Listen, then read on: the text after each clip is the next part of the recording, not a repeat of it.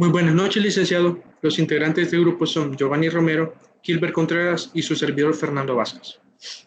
El motivo de este video es para darle solución a la incógnita planteada de esta semana, que consiste en cuáles son los mecanismos que el derecho interno utiliza para solucionar los casos donde se presentan conflictos de leyes.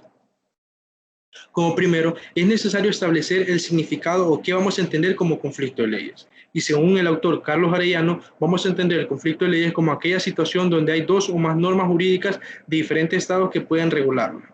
A partir de ello, se establece que hay ciertos puntos de conexión que actúan como medio para poder determinar qué ordenamiento jurídico se va a utilizar para solucionar este conflicto y a su vez qué tribunal es el correspondiente para regular dicha relación.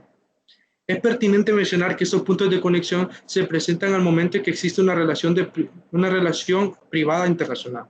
A grandes rasgos podemos hablar de dos tipos de puntos de contacto: los fácticos, que tienen que ver con el lugar del contacto, y los jurídicos, que se dan cuando se da el contacto con más de uno ordenamiento jurídico de diferentes estados y por ende se da la necesidad de utilizar la interpretación. Dicho esto, vamos a ver la relación y la importancia que estos puntos de conexión tienen con el tema de la resolución del conflicto de leyes. Según la doctrina, nos da una clasificación y por motivos de tiempo no las vamos a desarrollar. Simplemente se van a mencionar, o bueno, como lo podemos ver en la diapositiva, y vamos a dar ejemplos de dos de ellas. Primero, en base al criterio de proximidad, consiste en el ámbito de contractual. Podemos dar como ejemplo cuando durante la celebración y el desarrollo de un contrato, las partes no eligieron de común acuerdo la ley que se va a aplicar a dicho contrato. Por lo tanto, es necesario alentar a que la solución de esta situación sea que el contrato se vea regido o regulado por la ley del país con el cual presente más vínculos más estrechos. Luego, otro ejemplo es el del lugar de situación de los bienes. Es más que evidente que hace referencia a la materia de bienes. Dicha regla, también conocida como lex rei citae, conforme a la cual los derechos reales se rigen por el ordenamiento jurídico del cual donde se encuentran los bienes, y que podemos verlo regulado en el artículo 16, inciso 3 de nuestro Código Civil, que establece que los bienes situados en El Salvador están sujetos a la ley salvadoreña, aunque sus dueños sean extranjeros y no residan en El Salvador. Como segundo punto, después de haber abarcado o de haber desarrollado un poco la definición o el significado del conflicto de leyes, es necesario establecer cuáles son los mecanismos que se utilizan para solventar o para solucionar esos conflictos de leyes. Primero está la Lex Fori. Esta ley es una regla del derecho internacional privado que se expresa la forma en que todos los procesos judiciales y sus incidencias, sin importar su naturaleza, se determinan con arreglo a las leyes procesales del Estado en cuyo territorio se promueve la acción. Es decir, que la problemática se va a regir en base en el territorio donde se realiza la acción. Por ejemplo, si un extranjero plantea una demanda en El Salvador, el proceso se regirá por las leyes procesales salvadoreñas. A su vez, esta se divide en la incorporación material e incorporación formal. La incorporación material es cuando la norma jurídica extranjera es apropiada por el ordenamiento interno y ocurre una transformación, ya que la vuelve una normativa nacional, resultando así la creación de una ley interna con el contenido de una ley extranjera. Y está por el otro lado la incorporación formal, que ocurre cuando la ley extranjera es incorporada, pero esta mantiene el sentido y el valor que le pertenece según su ordenamiento jurídico.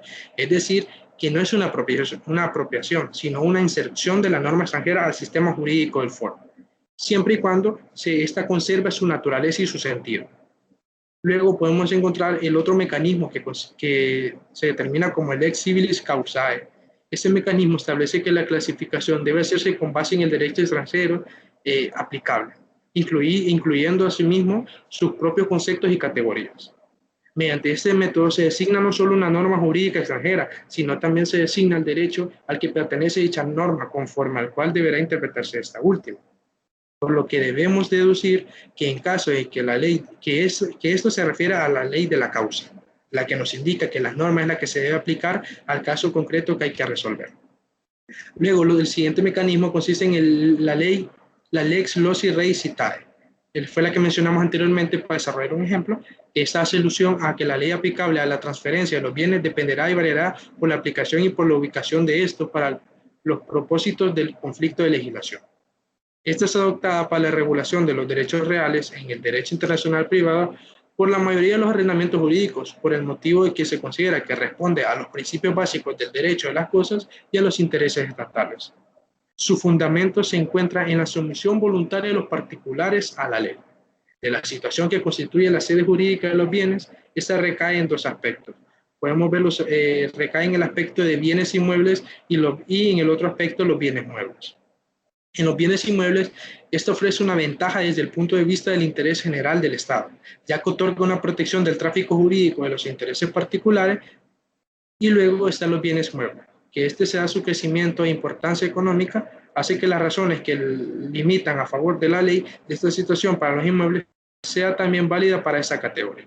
De aquí que la solución adoptada en la mayoría de los cuerpos legales nacionales y en los convenios internacionales sea de la sumisión de ambas clases de bienes al ex res citae. Luego encontramos el otro tipo de mecanismo que consiste en el locus res accatur. Este es un principio del derecho internacional privado, la cual significa el lugar donde se realiza el acto, recordando entonces que el derecho internacional privado es aplicado cuando existe una controversia en el ámbito internacional entre dos o más personas. Cuando surge un conflicto de carácter internacional y no se sabe cuál legislación se debe utilizar, entonces es donde entra en acción el derecho internacional privado, ya que ésta actúa en dicha controversia, pero no de una forma de solucionar el asunto en su fondo, sino que únicamente determinando qué legislación de qué estado se va a utilizar, con la intención de que se adecue más a la necesidad o a la situación que se presente. Cualquiera que sea la nacionalidad de las partes y el lugar en que haya que realizarse el negocio de la ley local, determinará las formalidades extrínsecas de los actos jurídicos. La ley local o territorial que rija los actos jurídicos de la contradicción es la que servirá para la solución de controversias que puede derivarse, siendo indispensable observar los preceptos de la legislación vigente donde fue concluido el acto jurídico. En conclusión, vamos a determinar el por qué es importante analizar y desarrollar los diferentes tipos de mecanismos de resolución de conflictos de leyes, porque me parece irónico e intolerable que se niegue la influencia que el derecho internacional en general tiene hoy en día, tiene hoy en la actualidad, y el avance y el desarrollo que este va poseyendo poco a poco.